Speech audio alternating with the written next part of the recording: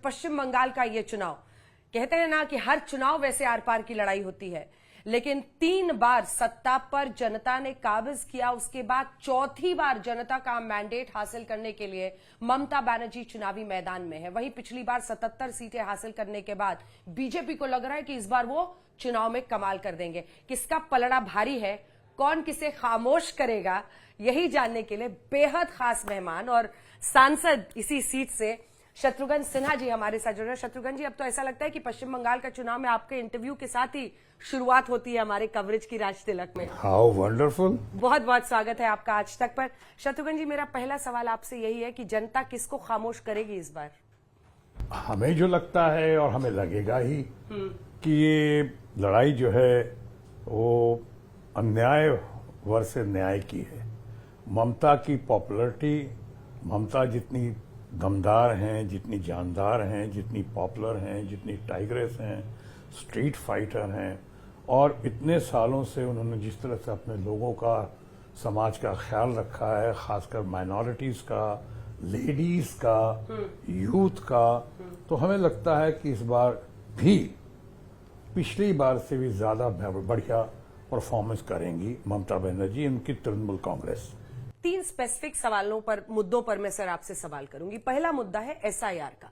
अब देखिए, एसआईआर का मुद्दा राहुल गांधी, तेजस्वी यादव बिहार में, देखिए आपकी राजधानी तो अलग ही चलती है ना, एक्सप्रेस आपकी दौड़ती हुई अभी पश्चिम बंगाल के आसनसोल में स्टेशन है, लेकिन एसआईआर वाली जो लड़ाई है, राहुल गांधी, तेजस्वी यादव बिहार में उड़ाते रहे। सबसे बड़ा मुद्दा उनका यही था, यही मुद्दा उन्होंने रेस किया।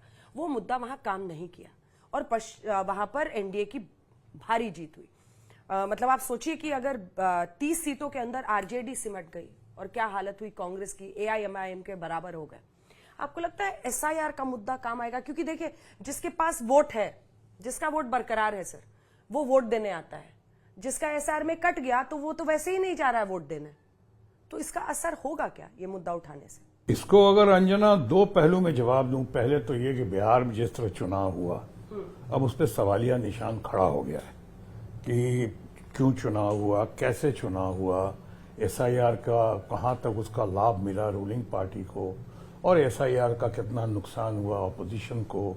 ये 10-10 हजार रुपया महीना, 10-10 हजार रुपया जो उनको दिया गया एन वक्त में जब चुनाव का प्रोसेस ऑन था, उस वक्त दिया गया, वो सही था, गलत था? लोग कहते हैं बहुत ही गलत था। अब ये सब बहुत सारे फैक्टर्स हैं जिसकी वजह से इतनी सीटें आई, इतनी जीतें हुई, जितनी बड़ी जीत हुई। अब रही बात बंगाल का। बंगाल में सिर्फ एसआईआर ही मामला नहीं है।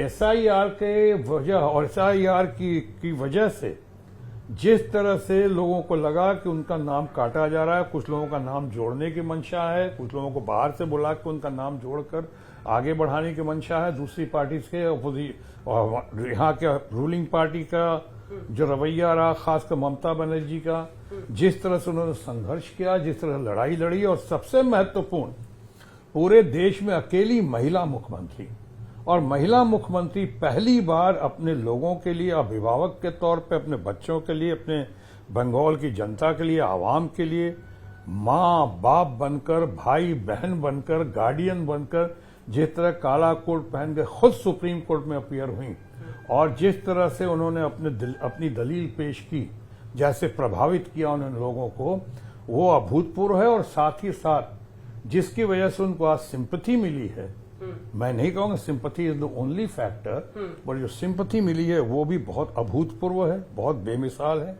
और इसके वजह से जो लोग कल तक थोड़े खिसके हुए या कुछ लोगों के बरगलाने में और बहकाने में दूर जाते दिख रहे थे, वो भी आज दीदी के साथ आगे खड़े हो गए। और दीदी फिर से सिर्फ बंगाल के नहीं, आज जगत दीदी बन चुकी हैं। आप दीदी नाम लो तो पूरे देश में एक ही नाम, पूरा नाम कहने की जरूरत नहीं, दीदी का मतलब ममता दीदी। तो एसआईआर का जो खेल हुआ, खेला किया गया, यही क्यों किया गया, अभी क्यों किया गया? इस एसआईआर के इसमें इतने लोगों का, आपका अधिकार क्षेत्र जरूर है इलेक्शन कमीशन का, अभी मैं वो सब बात नहीं कहूंगा इलेक्शन कमीशन के बारे में जो अक्सर कही जाती हैं, सुनी जाती हैं, चुनाव की घड़ी एकदम नजदीक है, लेकिन जिस तरह से हजारों लोगों का तबादला कर दिया, जिस तरह से आपने पुलिस कमिश्नर तो छोड़िए, आपने डीजी का, additional director general of police का, चीफ सेक्रेटरी का, हर जगह के डीएम्स का, हर जगह के एसपी का, हर जगह कमिश्नर का तबादला किया। इससे भी बहुत लोगों के दिल में ये जगह पकड़ी है, ये लोगों के दिल में कि ये जो है दीदी के साथ अन्याय हो रहा है। इसीलिए मैंने शुरू में कहा था ये अन्याय बनाम न्याय की लड़ाई है। हमने शुरू से सुना है और माना है इस बात को, सत्यमेव जयते। बंगाल में फिर से इस बार सत्य की जीत होगी, सत्य विजयी होगा।